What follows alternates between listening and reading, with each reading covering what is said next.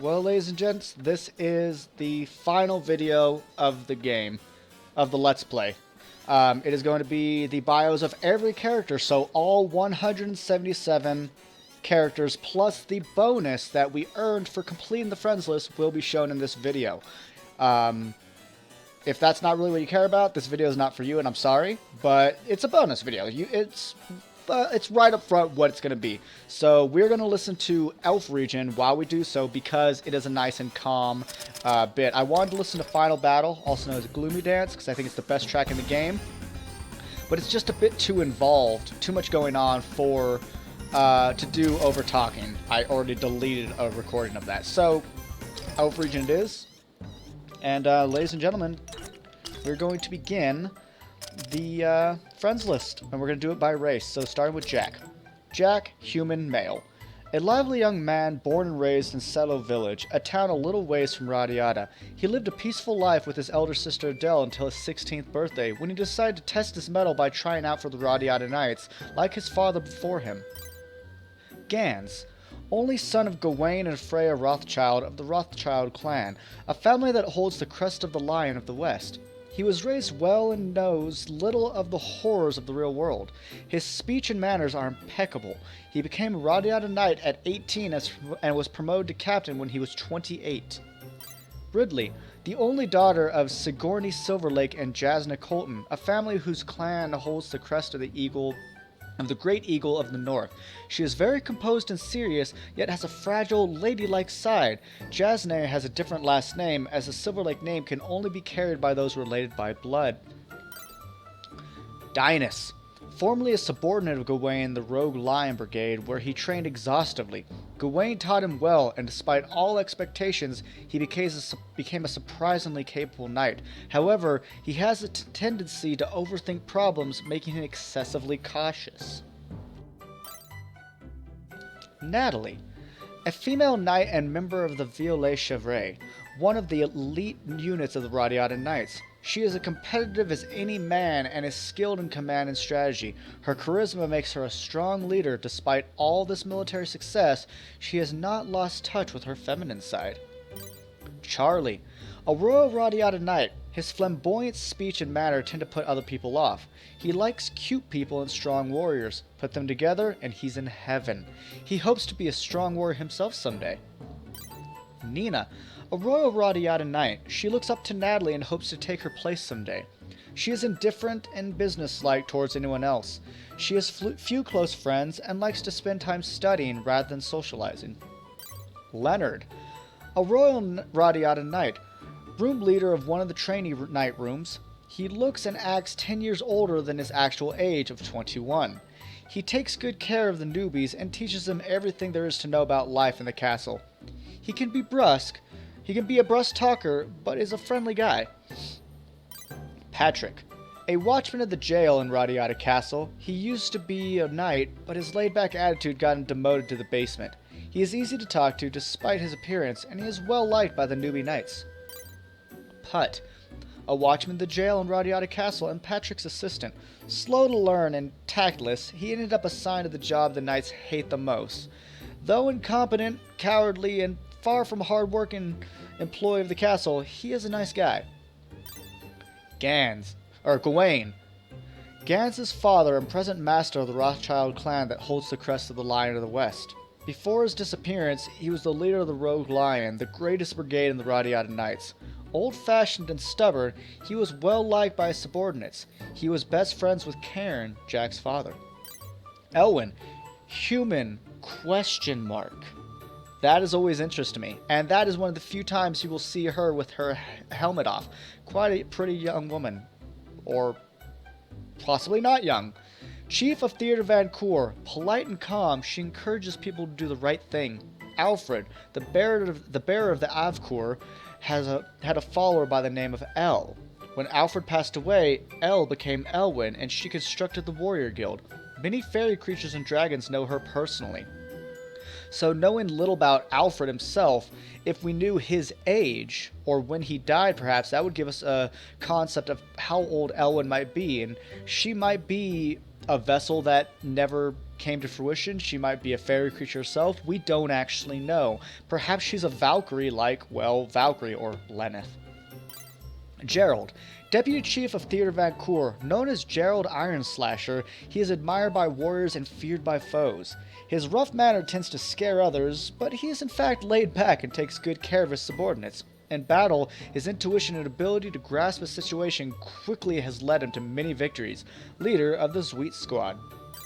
Caesar, Sergeant of Theatre Vancour, known as Caesar the Immortal, he is a wise leader.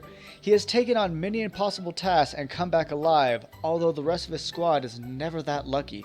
He grieves over the loss of his men daily. For that reason, he has a strong sense of responsibility towards his subordinates.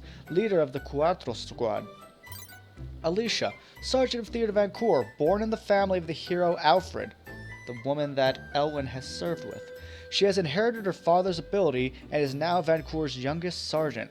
Though burdened with heavy tasks, she feels little pressure from her job and is always smiling, a member of the Triton Squad. Okay, family of the hero Alfred, but not necessarily his daughter. We don't know that for sure unless it was expressed elsewhere, in which I don't know. Dennis, Corporal of Theatre Vancour. He has heavy responsibilities working under Alicia. Highly skilled, he is famous for producing results despite long odds. He does not like to be noticed and does not like to meet people. He is a very responsible person who enjoys taking care of plants and animals. Gareth, Corporal of Theatre Vancour. He trains daily to improve his fencing skills. Lately, he stays mostly in his room doing meditative monk training. A very quiet man who speaks only when necessary. He has few friends. Gregory, Corporal of Theatre Vancour. He has fought alongside Gerald in many battles and is a highly skilled warrior. Although he is a man of few words, he does have an emotional side. He looks up to Gerald and goes into a fit of rage when people criticize his hero. Walter, Corporal of Theatre Vancour. He is famous for not doing much, but Gerald and Alicia know his true abilities. However, his subordinates do not think well of him because they cannot see the results of his work. A member of the Quintum Squad. Curious what his abilities are. I think he might be good at healing. Not sure. Jarvis, our Sergeant of Theatre Vancour. Long ago, he aspired to become a knight and took many tests, but failed them all. Jealousy influences his dealings with Jack, an ex-Radiata knight. However, he is a considerate and sympathetic man. He has trouble separating his work and private life. Leader of the Hecton Squad. Aldo. I like how you can see his eye through the map. Assistant Corporal of Theatre Vancour. Works under Caesar. He is the brains of many an operation and has the ability to turn a difficult situation around with his strategic know-how. He spends his free time studying strategies and tactics. He feels more comfortable in the library than on the battlefield. Gordon. Guess he likes birds, and birds like him. Assistant Corporal of Theatre Vancour. As part of Gerald's unit, his pragmatism counterbalances Gerald's sometimes reckless enthusiasm. Although he calls him a goody-goody, Gerald is glad to have someone of Gordon's intelligence in his unit.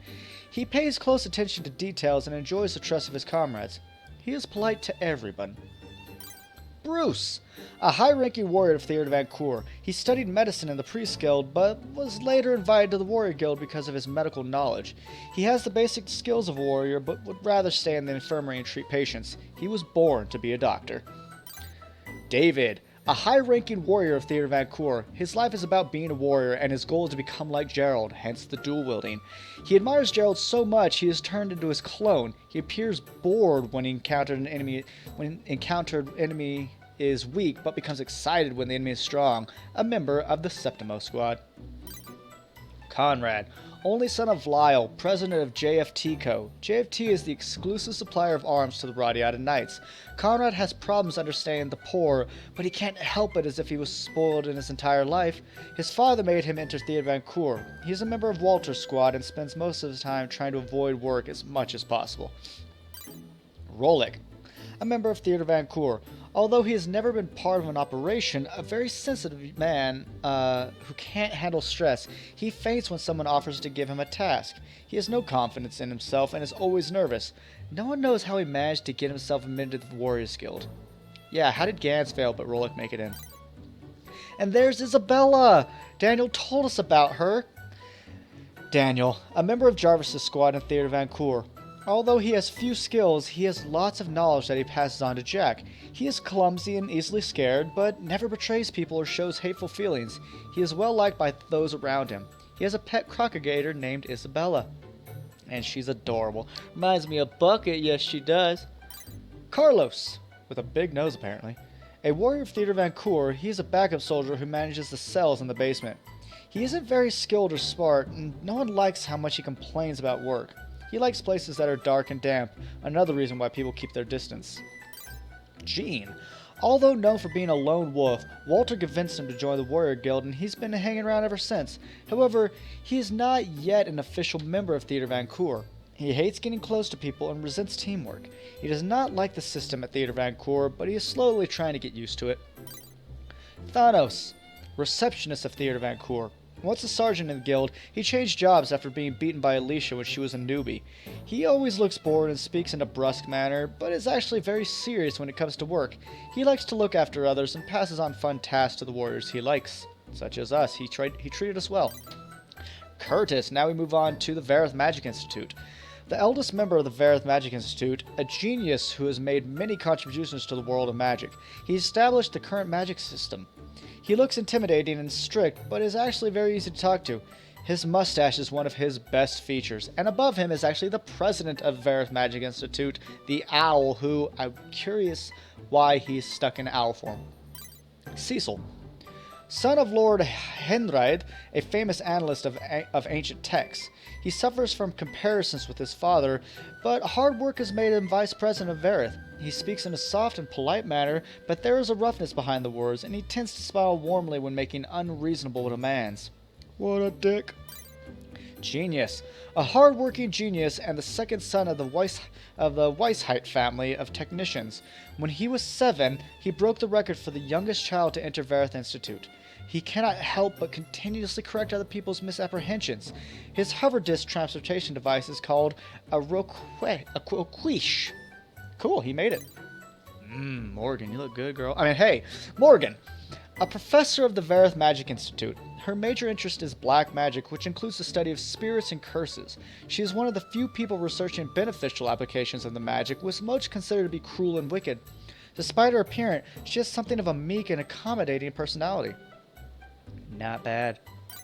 Felix. Raised in an orphanage, Lord Ostrakhan insisted on having Felix into the Vareth Magic Institute when his photographic memory became apparent.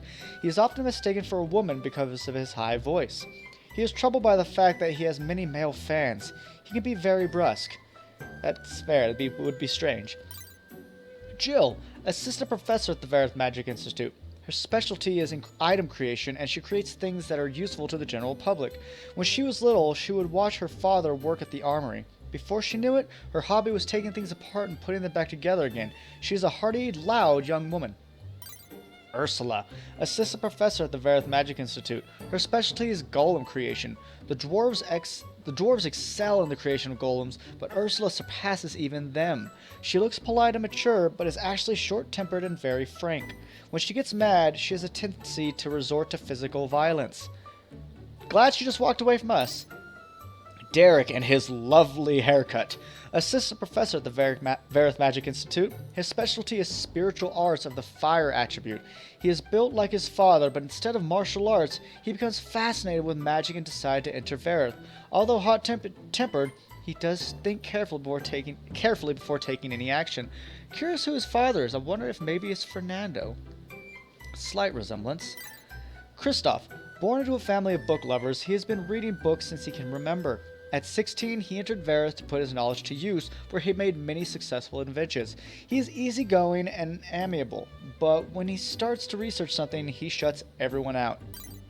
Claudia, another fine-looking young woman. The love of her life died in an accident, but in the midst of her despair, she learned of a way to bring back the dead. Soon thereafter, she entered the Vareth Magic Institute and became an assistant professor. She speaks very quietly and with a soft voice. Though she shows little outward emotion, she's actually very moody. And we did help her bring her boyfriend back to life, which is why she joined us. Ardolf, that Frankenstein monster motherfucker. He showed up suddenly at the Vareth Magic Institute and soon became an assistant professor. No one knows much about his past, but he is in fact the same race as Neeks, which is weird they call him human, when Neeks is not human. He has no conscience and feels no compunction about betraying or lying to others, a self-centered man who thinks only of his own career. Dimitri, assistant professor at the Vareth Magic Institute. He was born with weak eyesight that was later corrected by a sight-strengthening machine developed by the Vareth technician. He subsequently entered the guild and became an assistant professor. He is a perfectionist who becomes enraged when people stand between him and his goals. Leona, a student of Vareth Magic Institute and Genius's younger sister. While working hard under Cecil, she managed to decipher some magic documents left by the original president of the Institute. She is the only one who can read the manuscript, and a very shy and timid girl, she always has a worried look on her face. I presume that's the book she carries around, since no one else can read it, why can't she have it? Aiden. Oh, it's a cat he's carrying around, not a book. Son of Cecil, vice president of the Vareth Magic Institute, and his wife, Mira, Aiden entered the guild to follow in the footsteps of his father. He is a spoiled child and quickly becomes angry when he doesn't get his way. He hates being alone and always wants someone close by to pamper him. Bugger. Cornelia and/or Rachel. A girl with a great talent for magic, born in a farming town far from Radiata, she entered Vareth at the age of 12. Ray and Cecil immediately noticed her potential. However, she lacks the control needed to perform great magic. She is very curious and precocious. Every night she transforms into an adult and sings the night away. I hope that's all she's doing. Ferris. Born into a family of doctors, he studied medicine at the Elashian Order until he realized the imprecision of the art. He entered the Mage Guild to try and make medical treatment available to the general public. Basically a gentleman, he can become arrogant towards those he regards as his inferior. So far we have two people that have left Elashian to go to different guilds, him and Bruce. Marietta entered the Vareth Magic Guild Institute at the age of 13. She was always working hard to overcome her own tough luck. Everyone thought she would rise rapidly through the ranks, but she's been held back by her own major flaw, her chronic clumsiness. Someday she'll make it big. Ernest, a mysterious person who no one really knows. Cecil claims he was drawn to the cursed sound of his voice and welcomed him to the Vareth Magic Institute. Nobody has ever had a decent conversation with him because he just spits out odd words and phrases that make little sense. This is all fine with him. He doesn't like talking to people anyways. He wants to tell you the music. Franklin. He entered the Vareth Magic Institute to try to discover a way to preserve his beauty forever. He will do anything to achieve his goal. He cares only about himself and quickly disappears when he feels he won't profit from an activity. He spends much of his research time trying out different poses in front of the mirror. Sorry, gotta get water. There's a lot of talking. We're only on 50. Johan, a student of Vareth Magic Institute. His father made him join the institute, but he must have had potential as he has absorbed much during his time there. However, he has too much confidence and is always convinced he's correct, leading him to clash with colleagues. He has no friends. Wow, that's rough. Cain, now we're on to Elashian. High Priest of the Elashian Order, brought to the guild by the former High Priestess Inhela, he became a monk and his powers really blossomed. He was named High Priest after the disappearance of Inhela. A wise and charismatic man, he has deeply held beliefs but is not a zealot. Very good. Fernando, Archbishop of the Elashian Order, his life has been based on the techniques of the priest guild since he was a young boy. He acts in accordance with the voice of the gods in his head. His faith borders on fanaticism. He is on bad terms with Anastasia, who is trying to strengthen her faction by establishing herself as a faith healer. Speaking of, Anastasia, Archbishop of the Elashian Order and current head of the Ryan clan, which holds the crest of the Jaguars of the East. Her new faction raises funds by dealing in miracle remedies. She is on bad terms with Fernando, who represents the conservative old faction. The most important thing in her life and herself are herself and money, which is sad because she has an adoptive daughter. Dwight, Bishop of the Elashian Order and member of Anastasia's faction. He has no sense when it comes to money because he grew up with more than he could spend in one lifetime. His wealth is more important to him than the lives of the others. He is an ungenerous man who spends his money only on himself. Godwin! Oh, look at that, always hanging out with the kids. Bishop of the Elashian Order, a first-class monk, doctor, and teacher. He is admired by many, but only few have glimpsed his true abilities. He is thoughtful and hardworking. Though he believes in the teachings of the gods, he feels that daily training is equally important. He likes to train and study. He doesn't believe in wasting time, which is why he's always on the run. Rocky.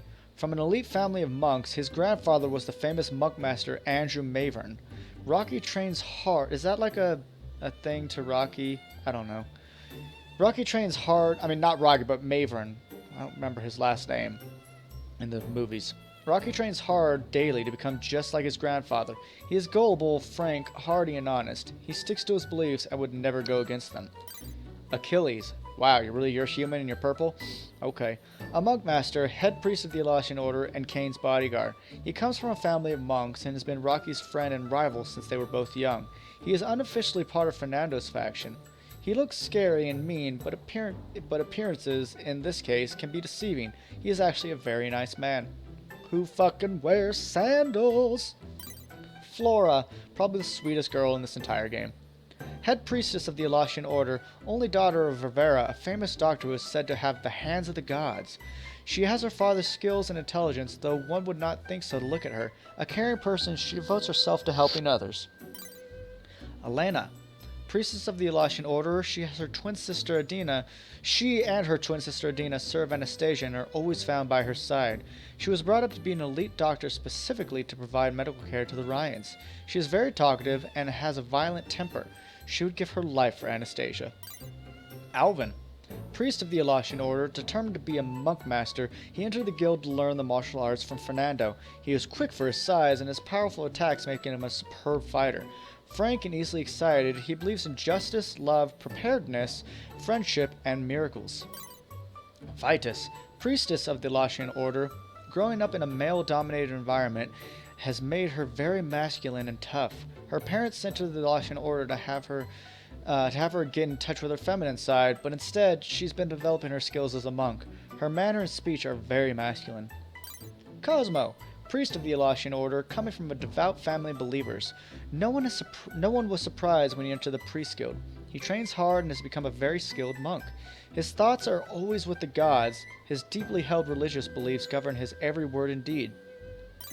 Grant, priest of the Elasian Order, born into an impoverished family, he is always dreaming of ways to make easy money and live the grand life. He heard that doctors make a lot of money, so entered the priest guild, where he soon joined Anastasia's faction. Always looks for the easy way out. Adina, priestess of Elasian Order, she and her twin sister Elena serve Anastasia and are always found by her side. She was brought up to be an elite doctor specifically to provide medical care to the Ryans. She is very quiet and speaks harshly when she does talk. She would give her life for Elena. I like that it's not for Anastasia like Elena would. Miranda, probably the other sweetest girl in the game. Priestess of Elasian Order, a student of Godwin, she is skilled as both monk and priest. A good girl who cares about others and who believes she has the power to heal everyone. However, her thoughtfulness is sometimes a burden to others. Edgar the Stalker. A follower of the Elasian Order, he grew up as a normal boy destined to carry on the family business. However, one day he saw Fernando fighting and joined the priest guild to follow in the steps of his new hero. He can focus intently on one thing, but when he does so, he tends to block out everything else around him. And Clive. A follower of the Elasian Order, known as a prodigy in his hometown, he entered the priest guild in hopes of becoming a doctor. He was stunned when he discovered people brighter and more skilled than he. However, he is now working hard to catch up to his rivals. He is generally very laid back and does things at his own pace. Lulu, a follower of the Elasian Order, daughter of the president of a famous pharmaceutical company. However, she lost her parents in an accident and had to take over the family business. It was then that she met Anastasia, with whom she shared many ideas. She is not good at telling right from wrong, but is a very sweet girl. I feel that Anastasia is taking advantage of her for her money. Eugene, a follower of the Elasian Order. He has never finished a task alone. He's always thinking of ways to get other people to finish his jobs. He only entered the priest guild because he thinks that he'll be able to use miracles to help him with his chores and other works. He spends most of his time thinking of ways to lead an easier life. Neeks, race unknown. Founder of the Void Community, of a race living in a wild country far from Radiata. No one knows the reason why he created the Void Community. He has a mysterious way of thinking and appears indifferent to those who are not directly involved in his affairs. His sentences often trail off into incomplete silence. Sorry, mouth's getting dry. Ortroaz. Leader of the Void community, he works under Neeks, although he is responsible for day-to-day operations. He lost his eye in the same battle that cost Neeks his lower body. Interesting. He is a sophisticated gentleman with impeccable manners. He is very familiar with the dark side of Radiata. He has several adopted daughters. He's a good man. It's not creepy. Sonata, also race unknown. Assistant leader of the Void community, a member of a race living in a wild country far from Radiata. He came to Radiata around the same time as Neeks. At first, he and Neeks worked separately, but eventually they began to cooperate. A quiet man who is willing to risk his life for his beliefs. So interesting, they're not initially friends. Iris, assistant leader of the Void community. Also known as the Crow, she can assassinate any target given enough money. She learned her trade from her father, Silent, the infamous assassin. Presently, she is passing on her skills to Lily. Unless she's on a job, she stays clear of fights. She doesn't do anything unless she's being paid for it. Nocturne, trainee leader of the Void community. He and Gerald enter the Warrior Guild together. Elite warriors, they were known as Iron Slasher Gerald and Sprinting Shadow Nocturne. However, after a quarrel, Nocturne quit the guild and joined the Bandit Guild at Orcs' urging. He is a very cautious man, but is quick to act on his decisions. Hers, trainee leader of the Void community, a master of disguises, she can completely transform herself so that even her closest friends are unable to recognize her. A smiling face always hides what she is thinking. She has always been counted on. She can always be counted on to complete a job, however difficult. No one knows much of her private life. Rinka, aw, look at her. Member of the Void community, a lady thief working for the Bandit Guild. A cool and collected woman, she has a kind heart but can be rough-spoken at times. Normally very composed, she gets easily riled when it comes to her son Cody. Alba, one of the highest strength characters in the game. Assistant trainee leader of the Void community, as a youth, he made many wrong choices due to his violent nature. He was later scouted by the Void community. He takes part in many operations. He is very cool and collected, but has a violent temper. He contributes more with his brawn than his brains. Yeah, that's why one of his techs is a headbutt. Lily, she's a good-looking kid. That sounded weird. Assistant trainee leader of the Void community, she came to the Bandit Guild after fleeing from her malevolent parents. She trains under Iris and is given the assassin name Vice, White Princess. She has few interests and always seems to be kind of dazed. She lacks motivation and doesn't usually act until told to do so. I have a feeling she's on drugs. Flau. Taken in by Anastasia after she was left in front of the Priest Guild as a baby, she ran off to the Bandit Guild at the age of 14 to find her parents. She is generally suspicious of people, but really opens up once someone wins her trust. She is basically a loner. What are you talking about? She's always with Rinka. Jared, who apparently stole a fish. Void community manager, a born talker. He talked his way into his position at the guild, although he's actually pretty good at his job. Generally a fun, boisterous kind of guy. He lives life day by day, and he hates teamwork or having to work with other people. Pinky, gender, male, ? Void community manager, a flamboyant knife-throwing expert. He works as a bouncer at the Void bar. He does his job without complaint, but he's quick to panic when something major goes down. When that happens, no one can tell what kind of crazy stunt he might pull. Look at that little boy's like, Mommy, look at that. She's like, don't look at him, Timmy. Interlude. Male, human, good to know. Void community manager, also called Das Gespin's dead spirit. He does not kill in the smart, precise manner of Iris and Lily. Instead, he just wades in and slaughters the target and anyone who gets in his way. A man of few words, he faithfully completes the tasks assigned to him by his bosses. I would love to use him in a playthrough someday. Solo. He entered the Bandit Guild to fulfill his childhood dream of becoming a treasure hunter. Unprepared for the dark, twisted reality of the guild world, he remains a member, but only because he's too afraid to quit. A coward, he is easily controlled by anyone who looks or acts stronger than himself. Jokel. A bandit to the core, he has been a member of the guild for as long as he can remember. Jokel gets by with his immense strength. His lack of smarts mean he's easily manipulated by others. Jared is like a brother to him. Eon. Void community member, also known as the Conductor, he grew up in the wild among animals. He was scouted by the Bandit Guild due to his ability to control all kinds of wildlife, always seeking to make the world a safer place for animals. He loves nature and fauna. He likes humans a little less. That's good. Elmo, who also seems to like animals, a young kid who is part of the Void community because he thinks being bad is cool. His innate innocence, however, means he does not really fit in. He is a cheerful, friendly kid who is unselfishly devoted to those whom he respects. Star, son of Helios E. Stern and Saren E. Stern, both of the other class. He lived a life of luxury until he left home to become a knight. He is pompous and obnoxious, but means well. He failed the test to become a Radiata knight 9 times until he realized that he didn't have a license to keep Radiata's peace, and christened himself the Free Knight. Sebastian, race, Golem. Gender, he's a Golem. He is actually a Mark III autonomous golem created by the 3rd Vice President of the Vareth Magic Institute. He is polite and proper towards everyone. However, his whole life revolves around Star, and Star's priorities have come first. His Voltiblast, the Sebiris Cannon, can destroy a range of mountains. Wow.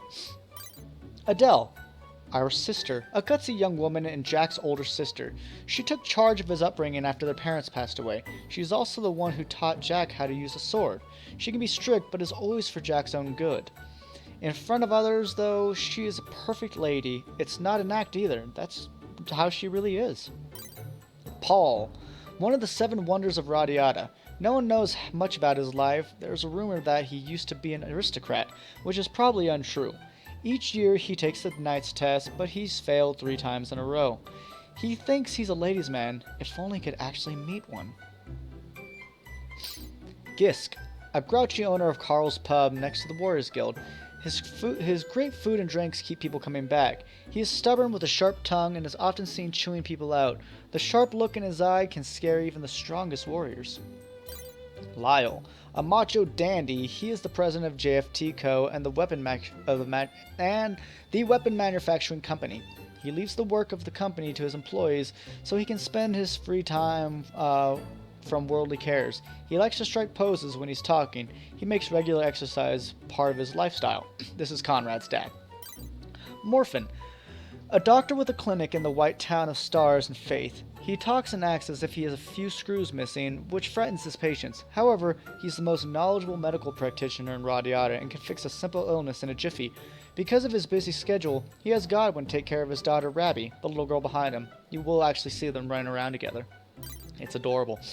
Bly, an old farmer who is a burden on everyone. He is a real performer and is very good at manipulating others. Sometimes something he's been doing for the past 40 years. He lives a good life, but he always manages to find something to complain about in order to win the sympathy from others. Dan, owner of Club Vampire in the black town of Night and Greed, and ex-manager of the Void community. He was a rival of Servia's father in his bandit days, but they are now drinking buddies. He is also teaching Servia some of the tricks of the trade, such as martial arts and trap building. A hardy man who makes hasty decisions with little forethought. Okay, compose myself. Elif, foreman of the bridge building gang. Gang? Really? Not guild or in the gang? Okay, bridge building gang. No one else in Radiata has the skills he possesses, so he receives special treatment from the court. Brusque and dismissive, he is often seen picking fights and causing trouble for those around him. However, with people he respects, he can be fair and generous. Ryan, a long-term member and foreman Elves bridge building gang, works hard for the sake of his adored wife. His gruff speech makes him seem rough, but he is actually a generous-hearted guy. He can be overly indifferent and fail to react to even the most serious of situations. Hip, a member of the bridge building gang. He carries out Elf's orders perfectly and does his job well. He can look spaced out at times, it's probably because he is. However, as soon as Elf begins discussing engineering matters, he becomes serious and listens carefully to every word. He also looks up to his coworker Ryan. Nick. Nick is looked up to by the other kids because he is a smart jock who never loses fights. He is serious and obedient, which makes him popular among the adults as well. Parents are always asking their kids, why can't you be more like Nick? Nick dreams of becoming a knight and protecting his country, just like his father Bruce. Goyle, a failed martial artist. Confident in his strength, he thought he could make it as a monk until he realized he had no other talent beyond brute force. He currently works at the reception desk of the Bandit Guild. He's often seen in the pub complaining loudly about monks. He gives up easily when confronted with a problem. That's the first 100. 77 to go! Butch.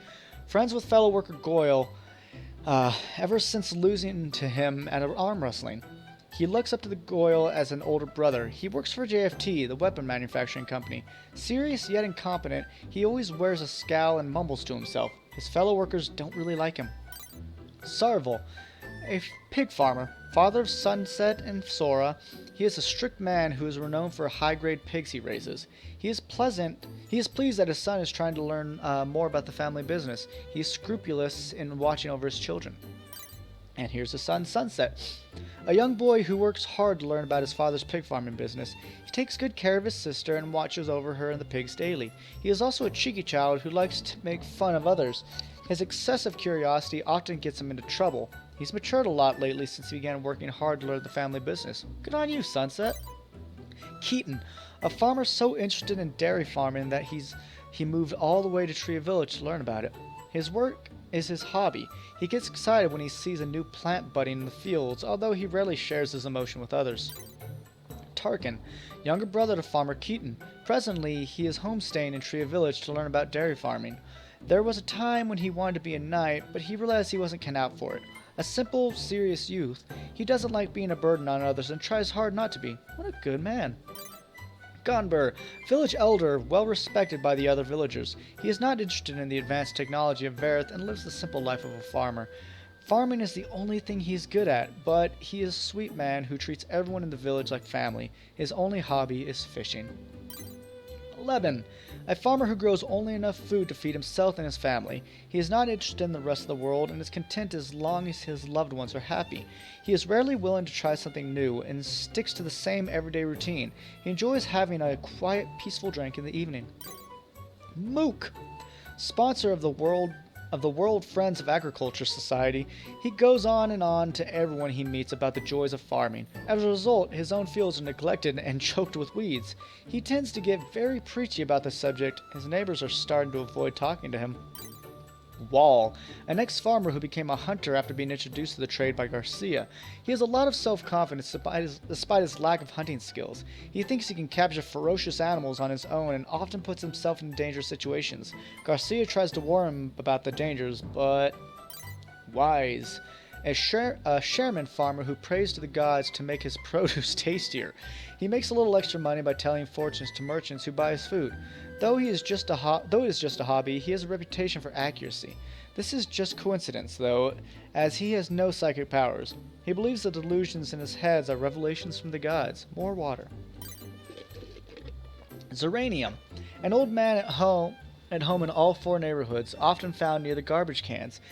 He is a well-known figure to the townspeople and can be seen every day, rain or shine, wandering the town investigating this garbage. The occasional hard glint in his eyes suggests a rough history. Every word he utters is pregnant with meaning. He's an ex-Radiata knight, actually. The one that Lord Larks told us about. Howard, 5-time champion of the World Farming Competition. It's not as if he's particularly skilled or knowledgeable, however, as his success is due mostly to his great physical strength. A serious man who is trusted by his friends. He is not very fond of socializing, though. Aster, the cook of Radiata Castle. His cooking knowledge and skills are extremely advanced, and he knows no rival. He is known as Super Chef. He is a hearty man, but with a delicate touch in the kitchen. His passion for food comes even more intense when he has some competition. Senelia, the receptionist of Morphin's clinic. She is the only one who understands his riddle-like speech, and she is the reason the clinic is run so smoothly. She also has the ability to diagnose a sick person simply by talking to them. Tony, the only unemployed person in Radiata. He completely lacks any get-up-and-go initiative, but the gleam in his eye suggests that he had borne many hard trials in the past, an expert of the sewers. Bran, a mad farmer who treasures plants more than humans and would willingly die for the sake of his produce. Always does his own thing without consideration for others around him. Lately, he has started to get into hunting thanks to Garcia's influence. Stefan, loves vegetables. In fact, he has a bit of an obsession for them. His greatest joy in life is eating the vegetables that he has grown with his own hands. As far as he's concerned, he'd rather be around them than women. Weird. Yak, a mischievous kid of Nuevo Village. He plays pranks on people and laughs when they get angry. He is skilled at using a slingshot and can often be found hunting lizards with it.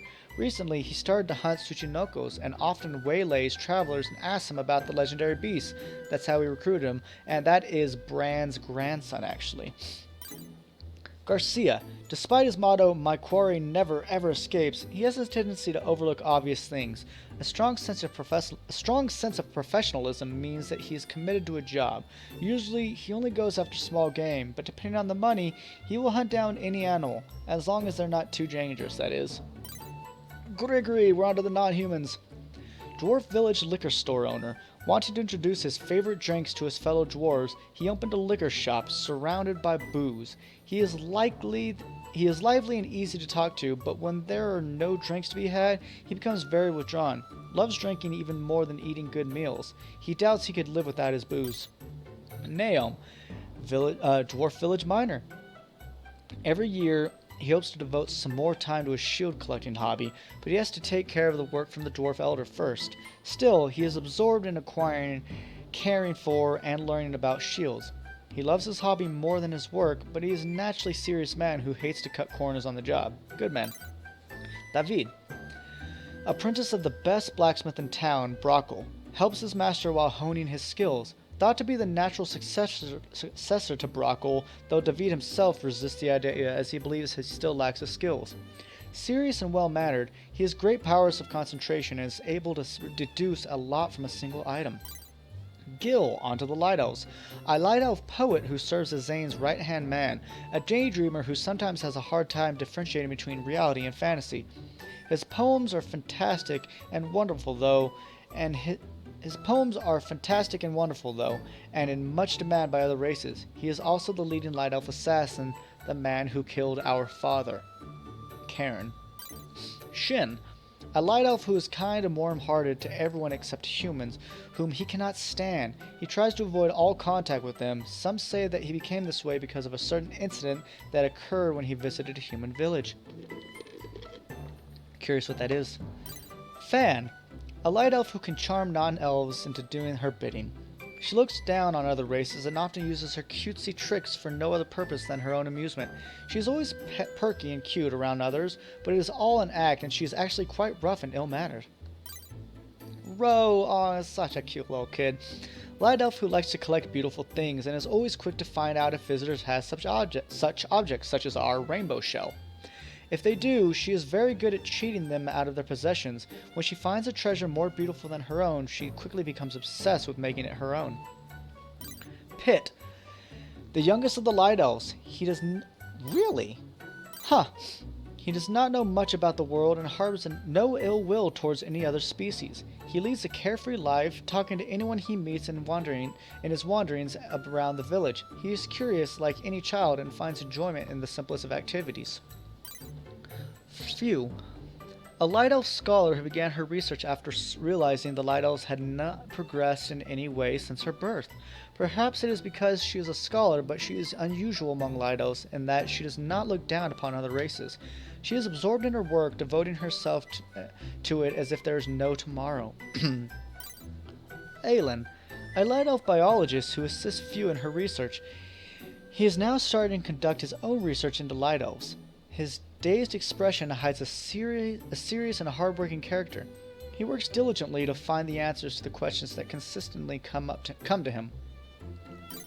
Keen, Light Elf owner of the accessory store in the Light Elf village. She opened her store to advertise the excellent quality of elf-made items. Though she feels that elves are superior, she harbors no particular prejudice towards other races. She is always happy to get her customers' opinions to improve her shop and its merchandise. On to the Dark Elves. Clarence, a Dark Elf spy. Although spy makes him seem sinister, all he really does is collect information and act as an intermediary with the other races. Because he is away a lot, he does not interact with people of his village. Although he wouldn't admit it himself, it sometimes seems that it's hard work for him to escape from something troubling. Serva, a Dark Elf, Funny and talkative, he brightens the mood wherever he is. His schedule consists of working out in the afternoon and drinking at night. He is a little immature for his age, but nobody holds that against him because that's what makes him the humorous, lively elf he is. Hyen. A dark elf who loves to gamble, sing, dance, and have a good time.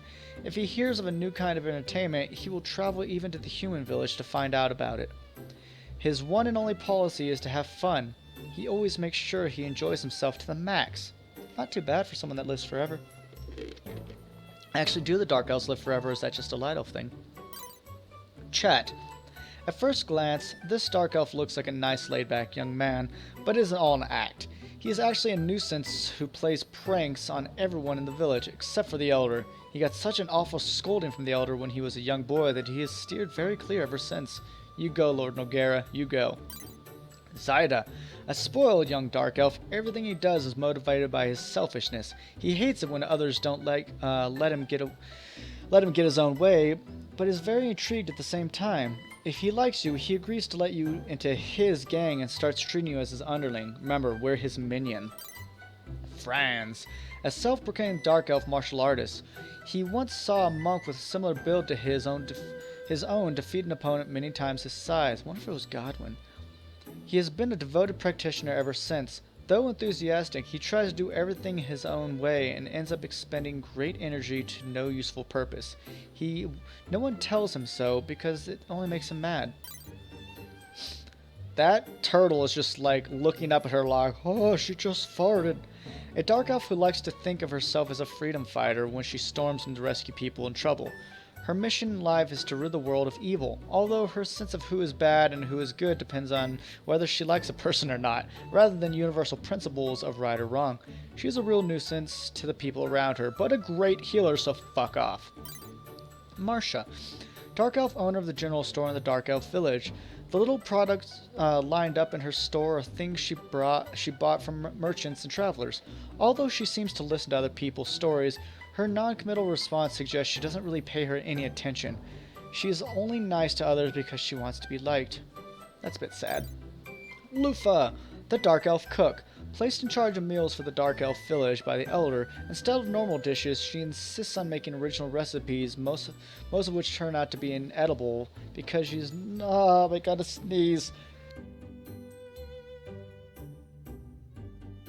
Sorry. She insists on making original recipes, most of which turn out to be inedible because she does not bother to taste test them when she's cooking. She is always looking to try out new recipes. Coco. A young dark elf who always wears a blank expression on his face. Some people worry about him, but it's just his natural expression.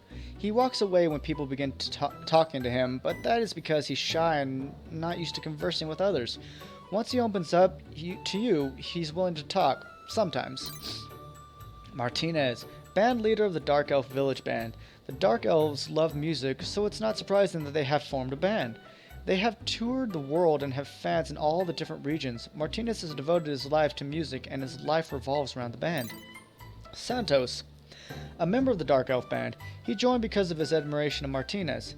He has learned a lot since joining and is now a fabulous musician. Martinez wants him to go solo, but Santos does not feel he is ready. He spends his time combining different sounds and creating new music. Rika, a member of the Dark Elf Band. She was originally a biological researcher, but after discovering the effect music has on living things, she joined the band. She has learned that some music has a soothing effect and is now trying to use it to rid the world of war. She is very quiet and usually keeps to herself. Mikey, a dark elf who loves to read and spends most of his time with books. He reads about elves and other races and has become very knowledgeable. He particularly likes the original works, especially those by human authors. He is pretty laid back most of the time, but if something catches his interest, he can get quite excited. On to the Green Goblins. Gobri, my favorite. A green goblin from the previous generation. Because of his strange powers he had when he was still alive, he is able to look over his old colleagues even after death. Furious at the lazy goblins and all the time they waste, he tries to lecture them, but alas, no one can see or hear him. Gob, A green goblin elephant rider, a rare goblin who likes combat. He sits on his elephant steed while going out to commit mischief and mayhem. He loves provoking and teasing other people. There's no real reason for his behavior, it's just his DNA acted up. I really wish he rode his elephant in combat. I think that would be amazing for Gob. Lyn. The self-proclaimed leader of the Green Goblins, he is convinced that he's better than the rest of the world, and everyone in it should follow his lead. The other goblins naturally avoid him. Highly delusional, he believes he is always right, very self-centered. Bree, a green goblin who has been captivated by magic ever since he first saw it performed. He aspires to become a mage, but after realizing the amount of study he requires, he spends his time trying to come up with an easy way to become a first-class mage. Gon, the only thief in the non-humans. A green goblin slacker, often found playing with strange objects in the vicinity of the village. Sorry, that's not him, it's Ben. In the village. No one ever knows what he's up to. He's sometimes seen talking to travelers on the roads, but he never ends up saying very much. Golly, one of the 3 masked green goblins. He hangs out with Donkey and is often seen dancing while Donkey plays his music. He doesn't really know how to dance though and ends up looking awkward. He's something of a mystery. No one knows what he's really like. I wonder what he looks like. Den, a green goblin slacker. He is often seen standing in the middle of the village staring into space. He lacks spirit. He pretty much ends up doing nothing day after day. Ben, now this is the only thief in the non-human side. A green goblin slacker. He roams the village looking for travelers to tell his senseless stories to. Sometimes his ramblings actually have a point, though it's not always easy to find out. He, of course, thinks his stories are hilarious. He can often be found laughing at one of his own jokes. Aesop. A green goblin comic. He used to be part of the trio with Gob and Monkey, but they disbanded after a certain incident when we whooped their asses. Now he is part of the comedy duo Monkey Magic with Monkey. Some of their routine can get a bit rough, and Monkey has been injured on more than one occasion. Speaking of Monkey, a green goblin comic. He used to be part of the trio of Gob and Aesop, but they disbanded after a certain incident. Now he is part of the comedy duo Monkey Magic with Aesop. He plays the fall guy, but most of the time he just spouts random nonsense. Egg? Gabe, a green goblin who sells accessories and grows toadstools. He sells things he finds in the ground for money and to buy tobacco and soil for his toadstools. His dedication to the work means he has no time to get up to any mischief. One of the more serious goblins. Mason, a green goblin who finds amusement in everything. He is always interested in new and strange things. Constantly on the hunt for new friends to play with, he has to be perpetually warned not to talk to strangers. Poor little guy. And Goo, a green goblin slacker. He must smell attractive to animals or something because whenever he leaves a village, he is chased constantly by wild animals. His adorable, childlike presence makes people feel comfortable. The mischief he gets up to is only harmless child's play. He likes shiny objects. We recruited him with probably that bottle. And Donkey, a green goblin music lover. He composes his own music, but it is not as if he wants the whole world to hear it. He's happy to just have the opportunity to play his instruments. Lately, he's been stopping every human he sees, trying to sell his music to them. Wonder why. Now the Black Goblins. Gruul. The Black Goblin leader, calm and collected, he is the picture of a mature adult. As leader, he doesn't do much besides keeping an eye on the other goblins. He has few contacts with other races, but this isn't because he dislikes them in particular. He just likes to keep things simple. Ricky, a black goblin wolf rider, often to be found in the company of his beloved wolf Happy. They say the pair have been friends since Happy saved Ricky from a vicious Montango, but no one knows if that's true or not. Drew, a confidant to the Black Goblin leader. He used to act as a bodyguard to the Goblin leader, but toadstool larva poisoning had addled his thinking. Once he was one of the more serious goblins, but now there's little hint of his old self. See, kids, don't do drugs. Doppio, a black goblin toadstool picker. Though he complains about his job, he's an assiduous worker who always gets the job done. He works alone, however, and rumor has it that he keeps some toadstools to himself, the type of goblin who's always looking for a way to turn a fast daggle. Petrio, captain and self-appointed intellectual leader of the Black Goblin Operations Unit. From his position next to the Goblin leader, he goes on and on about his theories of the Black Goblin's racial superiority. No one really listens to him, though. Jan, a Black Goblin toadstool grower. He realized that if he grew toadstools, he wouldn't have to leave the village to look for them. However, he hasn't quite perfected the art yet. The only toadstools he manages to produce are strange new mutant hybrids. Marco, the Black Goblin scholar. Possessed of a sharp mind, he spends his time studying the character and biology of goblins and producing many essays about the research. He suffers, however, from the knowledge that he has no goblin friends. He hopes to visit an elf or human village someday to share his ideas and compare research. Nico, a black goblin poet. He likes high places, and that's where he can always be found, composing new poems while gazing at the scenery. If you didn't know he was in the process of writing, you'd think he was some confused goblin who had lost his way. Danny, a psychic black goblin. He picks up radio signals via the toadstool on his head. The toadstool is actually a type of parasitic fungus known as Radiata. No one knows where the radio waves are coming from.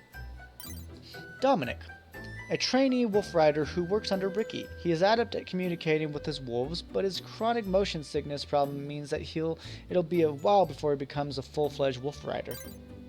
Bosso, a black goblin whose senses became muddled after getting covered in Montango poisoning outside the village. He became so confused he couldn't find his way back to the village. However, he has made a nice home for himself in the wild outdoors.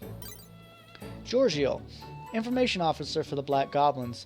Good at hoarding the knowledge that others need and negotiating deals to his own advantage, loves it when he finds someone who's not as sharp a negotiator as he is, but at the same time, a skilled dealer that can cause him to give up more information than he intended.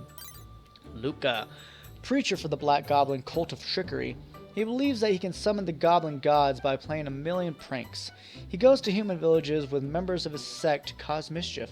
A slick talker and charismatic leader, he is attracting more and more supporters to his cult. Sonny, adherent to the Black Goblin cult of trickery, his love of mischief made him a natural convert. He works directly for Luca, playing pranks on the humans. He loves his job and cackles with delight whenever he sees someone else in trouble. Bit of a dick. Giovanni, adherent to the Black Goblin cult of trickery. After hearing the preachings of Luca, he became an avid member of the cult, Luca and the Black Goblin gods. Oh. Presently, he is busy trying to reach the million pranks goal in order to summon the gods. Pulpul, the Black Goblin chief. What? Black Goblin chief, chef. Though master of flavors, he is completely lacking in aesthetic sense, and the food he produces is awful to look at. It does taste wonderful if only someone could tell him how to make it look edible. He would be hailed as a culinary genius. He is interested in new cuisine and dishes that other folk won't eat. JJ, leader of the Green Orcs. The Green Orcs used to make their home in Borgandazio before they got kicked out by the Blood Orcs.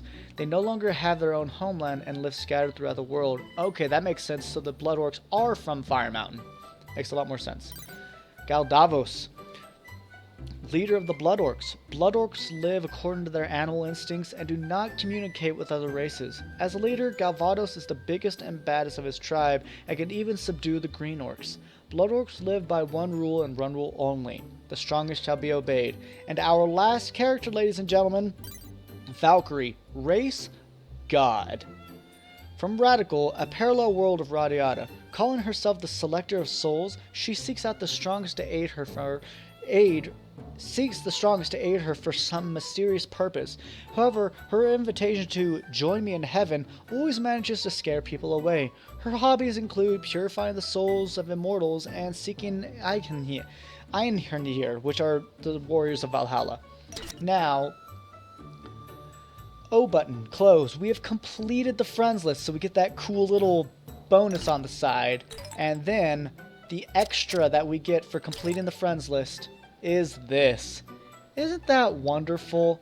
It's Jack, Ridley, and Gans with a few animals just hanging out. Ladies and gentlemen, if you finished this episode, thank you so much for watching, and thank you for watching this Let's Play of Radiata Stories. I have absolutely loved it, and I can't wait to see you in the next LP. Goodbye.